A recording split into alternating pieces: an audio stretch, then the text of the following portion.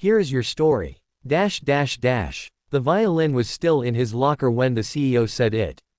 He had kept it there for 11 months, tucked behind his cleaning supplies, wrapped in a flannel cloth his mother had cut from an old shirt the year before she died, inside a case so worn that the latches only cooperated if you knew exactly how to press them.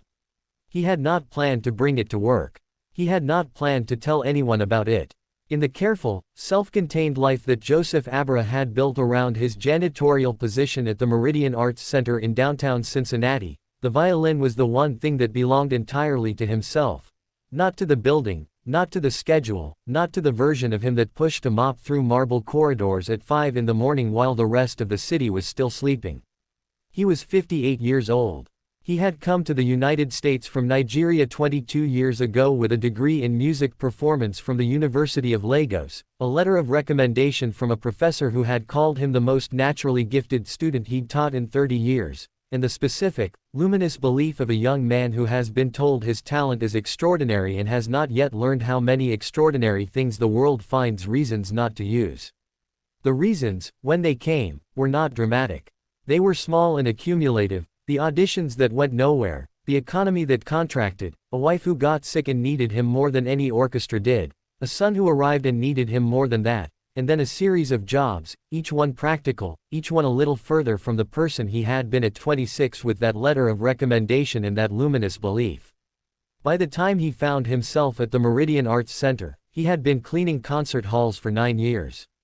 He knew the acoustics of the Meridian's main stage better than most of the musicians who performed on it. He had listened, through walls and from hallways, to more rehearsals than he could count, and had never once been invited to set foot on the stage itself. He had made peace with this. Or something close enough to peace that he had stopped examining the distance. The CEO's name was Catherine Voss. She was 44, sharp-featured, immaculately composed in the way of people who have decided that composure is a form of authority and have been right about it often enough to stop questioning the decision. She had run the Meridian Arts Center for 6 years and had transformed it, genuinely and impressively, from a struggling regional venue into a nationally recognized institution. She was not a cruel woman. She was, however, a woman who had spent enough time around excellence that she had quietly developed a taxonomy of people, those who produced it and those who serviced it, and had stopped interrogating whether that taxonomy was fair because it was, in her experience, efficient. She did not know Joseph Abra's name when she said it. She was walking through the East Corridor with her development director, discussing the setup for the following evening's benefit concert, when she turned a corner and found Joseph standing outside the practice hall door, listening. Just listening, eyes closed, hands still on his mop handle, to the pianist rehearsing a Chopin nocturne inside. She watched him for a moment. Something about it irritated her, not the stillness itself, but what she perceived as its presumption. The idea that this space, even in passing, might be his to inhabit. "Is there something you need?" she said. He opened his eyes. He was not embarrassed. That was the first thing she noticed. He met her look without apology, not with defiance but with a quiet self-possession that she hadn't expected and couldn't immediately categorize. "No, ma'am," he said. "Just listening." She should have left it there. She didn't. "This hall is for performers," she said. And then, because something in his unrattled steadiness had gotten under her composure in a way she mistook for an invitation to be clever, "If you can play Bruch, the hall is yours." She smiled when she said it. Her development director looked at the floor.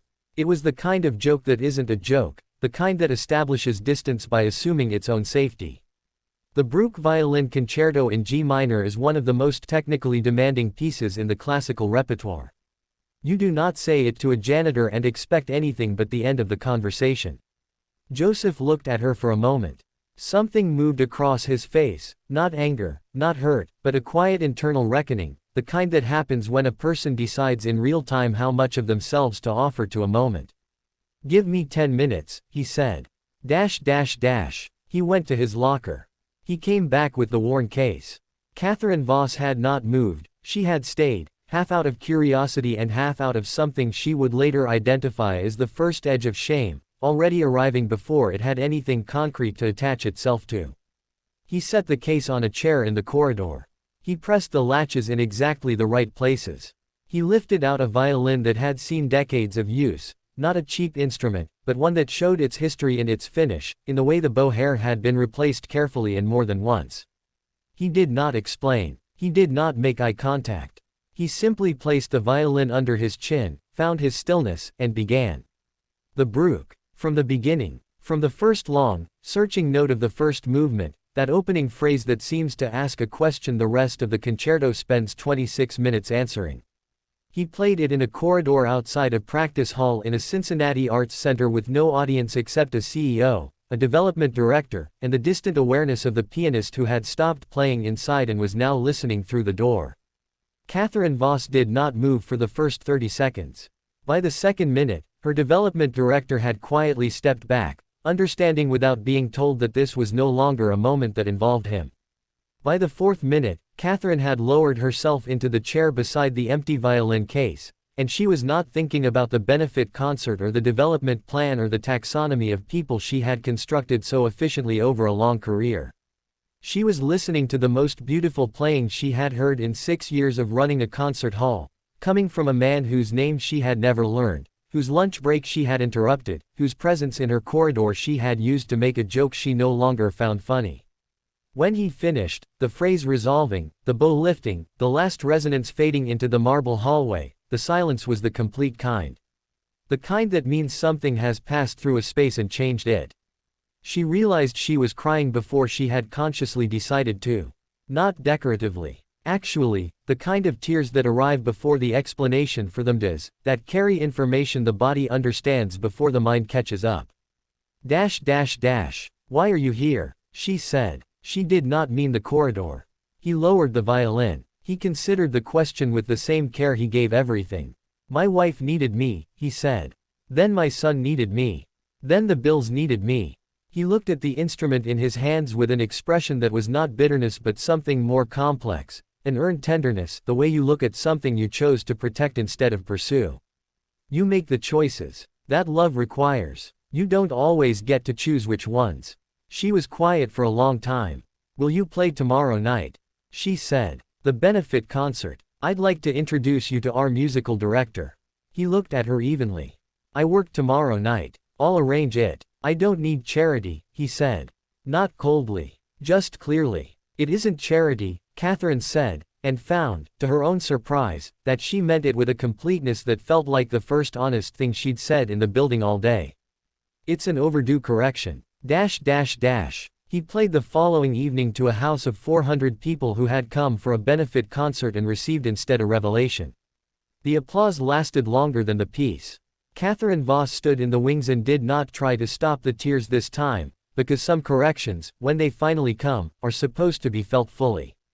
Joseph Abara took his bow.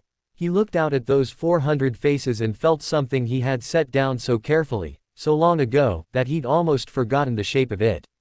He felt, completely and without qualification, like himself. It turned out that was all the hall had ever needed to be his.